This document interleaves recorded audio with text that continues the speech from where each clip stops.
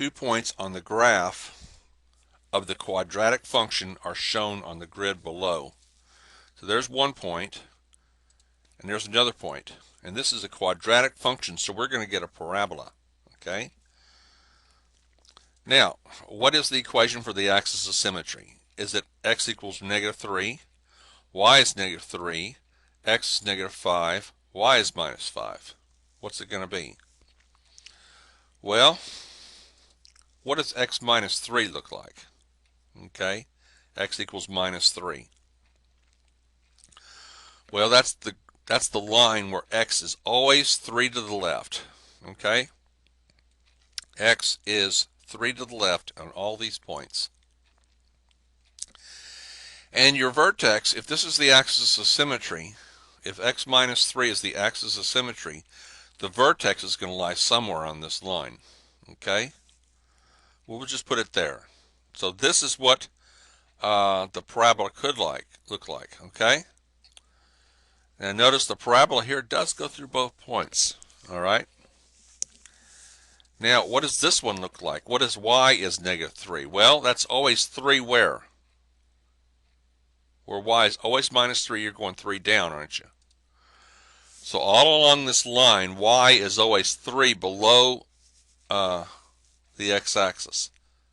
So this is the line y equals -3. And if this is the axis of symmetry, the vertex is going to lie somewhere on this.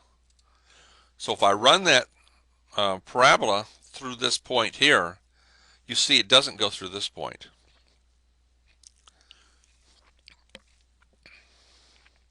Now let's look at x is -5. Where is that? That's always 5 to the left, so I'm over here. The vertex will be somewhere on this line. And if it's on that line, it might go through one point, but it's not going to go through both, is it? What does y equals -5 look? Well, that's 5 down always. And so, hey, this is it because the axis goes through the 2 points. But it's the curve that we want to go through the points. And remember, the vertex is always on the axis of symmetry. And this curve doesn't go through either one of the points.